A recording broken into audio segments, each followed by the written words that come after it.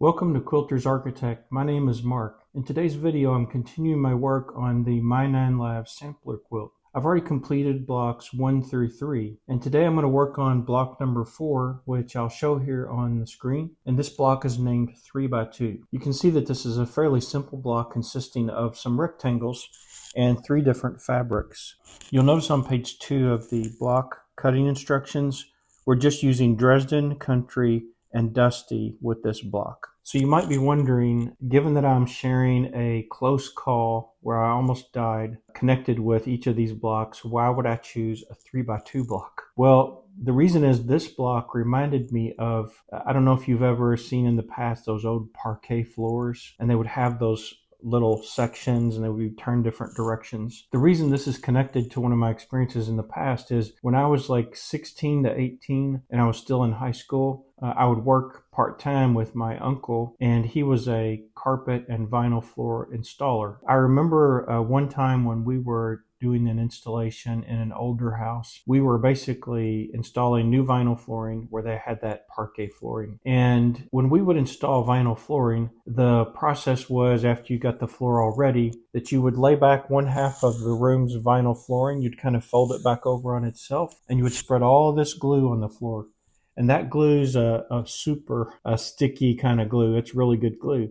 We had glued one side of the room, the floor down, and we had turned the vinyl floor back over to the other side. And my uncle, I could spread the glue, but I wasn't really that skilled at it yet. There's actually kind of a skill to it to do it right. And so I was on the other side of the room while he was spreading the glue across the other half of the room, and I was trimming in the vinyl around all the edges, along the baseboard and around anything that was along the edge of the wall. Well, and this was a utility room, and it had a furnace. And in these older houses, a lot of times you've probably seen this, they have that metal conduit. And there was a piece of metal conduit running from the floor up alongside that furnace. It was delivering the electricity to the furnace. And I was just, you would take there was one type of tool you'd use to kind of press the vinyl into the edge where you were going to cut it before you would cut it to make sure it was against the edge. And then you would just take a metal utility knife and go along and cut that vinyl. Well, I was cutting along just fine and everything, and my uncle had just about finished gluing the other half of the floor, and I reached that conduit. When my metal utility knife made contact, when I cut through the vinyl, it connected with that metal conduit. There was this loud, I heard this loud like buzzing sound. It was kind of like,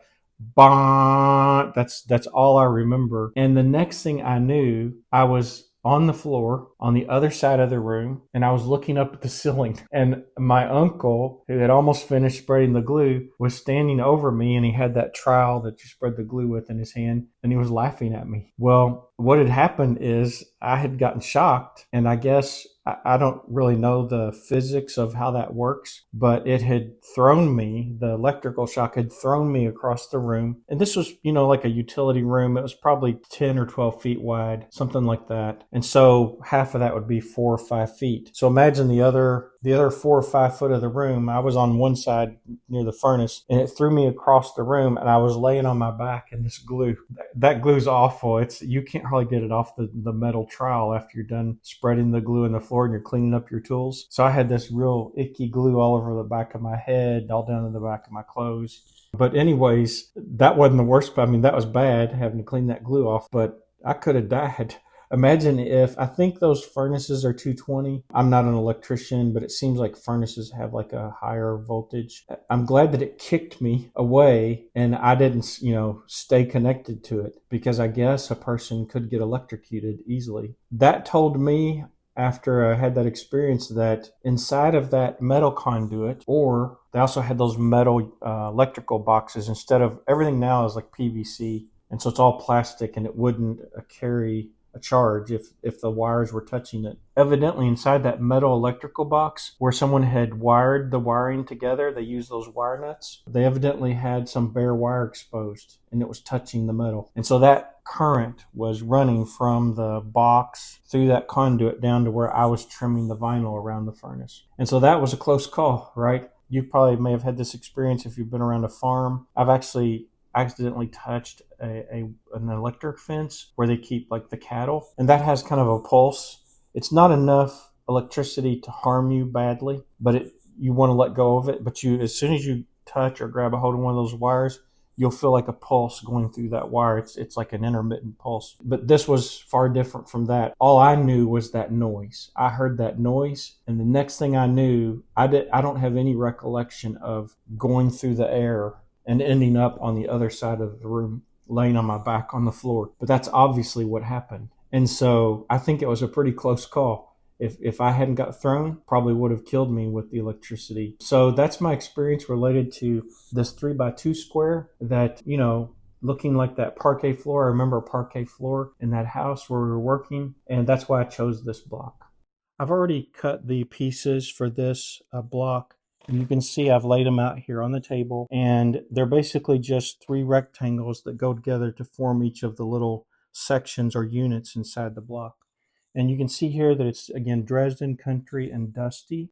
Fabric pieces A, B, and C. These are 4.5 by 1 3/4 inch rectangles. One of them, the lighter color fabric, is 4.5 by 2 inch. And that's because we're dealing with an 8.5 inch block. And anytime you're trying to divide something by 3 and you're trying to force it to fit into an even sized block, you run into this odd thing where you can't get a size that's standard or normal. You get these real odd sizes. And so by making 2 of them 1 3/4 and one of them 2 inches, it makes it easy sizes to cut. One block looks one of the rectangles is slightly larger in the center, but it still looks like a nice block. If you look at the instructions on page 3, what I'm suggesting here in the instructions is to make 4 units. So if you just arrange your pieces into the 4 units, my thought was to join these units together, and then we'll have 4 units we can join together, kind of like a 4-patch. So that's what I'm going to do now, is join these units together.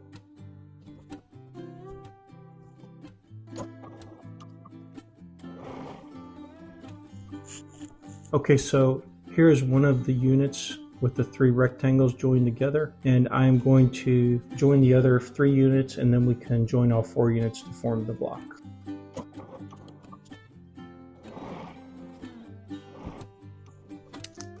Okay, so I have the 4 units of rectangles joined together, and now I'm going to join these as just like you would do a 4-patch to finish the block.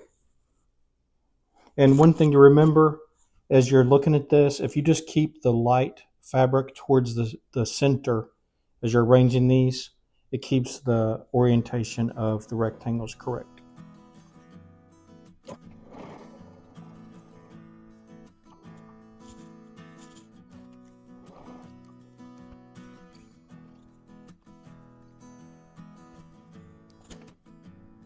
Okay, so now that we have the top and bottom units together, we'll just join top and bottom halves.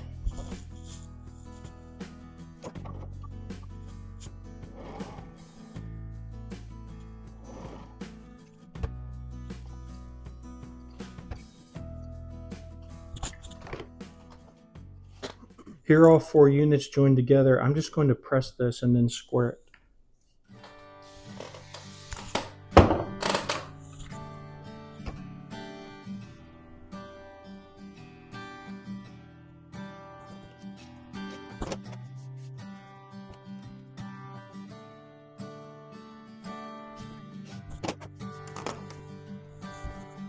Alright, so that completes the 3x2 block, the 4th block in our sampler. Every time I see this sampler, I'm going to be thinking, as I see this block, about that old parquet vinyl floor that we replaced and my close call with electricity. But I think the block turned out really nice. These are some of my mom's fabrics. They're country looking, right? But they look pretty nice together, and I hope you're enjoying following along with me. I hope you're also making this quilt with some of your own fabric. And if you enjoy videos like this, as well as receiving free quilt patterns, I encourage you to subscribe to my channel if you haven't already done so. It's also very helpful to get a thumbs up if you enjoyed the video. And if you have any comments that you think would help me, tips and tricks, or feedback you want to give about what you liked or didn't like, please share those comments for my benefit as well as that of others. I'm looking forward to making block number 5 and sharing another near-death experience with you from my past. And in the meantime, I'm wishing you happy sewing and beautiful finishes.